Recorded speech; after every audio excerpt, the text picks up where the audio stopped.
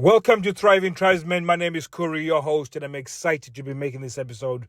One of the craziest things about being in a sexless relationship is that you actually think that your partner is switched off from sex, or that you want sex, or you need to persuade them to have sex. To a certain extent, you probably do want to persuade them, but the crazy part about it is that they actually need sex as much as you do, just because of the chemicals that are released during or after sex, particularly oxytocin, which is a chemical that will help them to feel connected, and it releases within you as well. And that is like one that you need in order to bond and to continuously bond within a relationship. So both of you need sex, and you need it in a way that will keep you in the trajectory of growing the relationship. Oh my God, that was a mouthful. So when you think of it from that perspective, you then have to understand that there is some evolution that's happened within your relationship, and the problem is the presentation of sex within your relationship. So the way you're presenting sex right now is repelling her from actually having sex. She's not interested in sex because of the way you're presenting it. And it takes me to a story I was listening to recently where a dad bought a dog for this kid, and then the dad said, "I want you to see how responsible you are as a dog owner, and really, if you are very good at looking after this dog, then you'll be very responsible as an adult. So I'm really dependent on you to look after this dog properly." So he leaves the son with his grandma. He goes to work, and while he's at work, the dog feels he's playing with the dog, and then he sees some ticks on the dog. Then he goes to the grandma and says, "Whoa, my dog has got some ticks. I want to get rid of these ticks." And the grandma said, "Well, there's one way you can do it. You have to give the dog garlic." So this boy goes on to then try and feed this dog garlic, and obviously the dog was not interested. I was like, "Oh, this is disgusting. I don't want it in my mouth." So he goes and says, "Grandma, I've tried to give this dog garlic. However, this dog doesn't want to eat it." I said, "Whoa, son, you shouldn't be just giving the dog this garlic.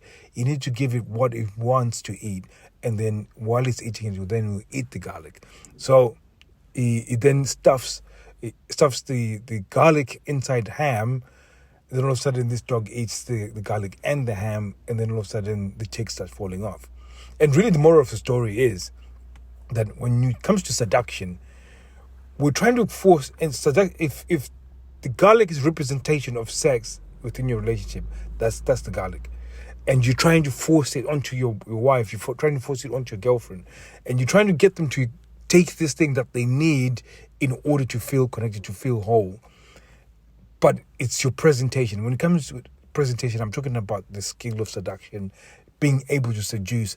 And I was speaking to somebody yesterday, and they said, when you talk about seduce, I feel uncomfortable with that word because that's what we do just before sex. And I said, seduction is beyond that. It's a skill that you have to learn over a period of time.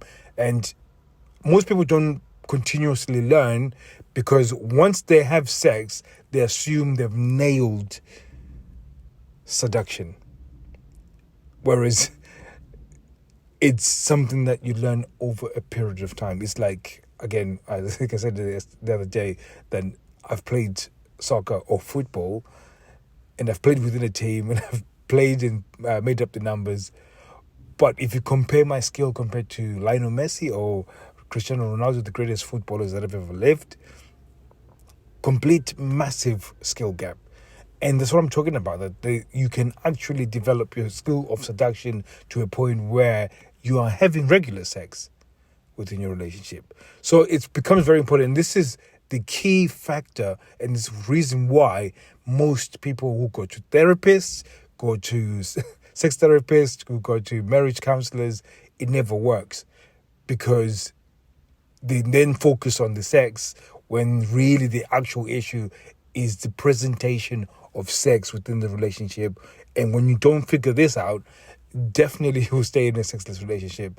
I speak to people who say, one guy, he recently said, what qualifications do you have? And I said, I don't really have any formal qualifications.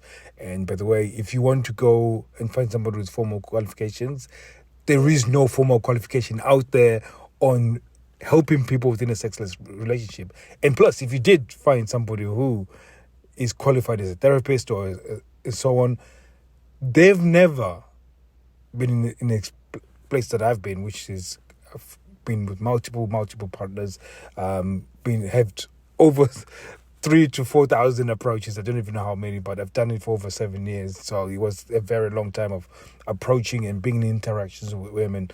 And I'm not saying that to brag, but I'm just saying to say that all those interactions, those were me being formed in terms of the skill and really just putting my skills to the test. And if you think of somebody like Cristiano Ronaldo, from the day he could kick the ball, he got obsessed and he just obsessed over it, that craft, for many years, more than the average human being.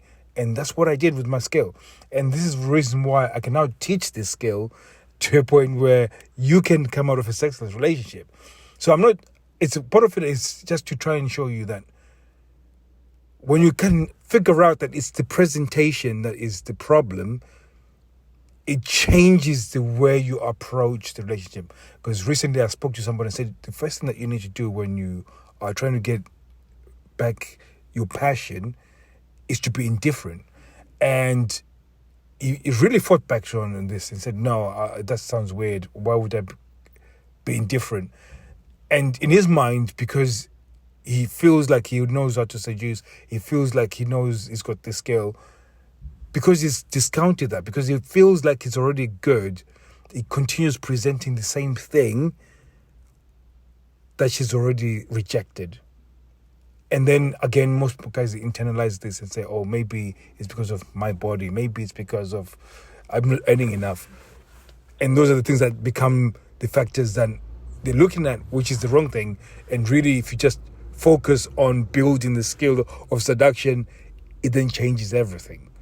So I'm just going to knock it on the head here, but I just want to point that out, that she already needs sex. She needs sex just like any other human being, but it's just the presentation.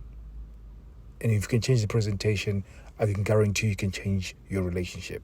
So thank you very much. I'll be seeing you soon. Take care.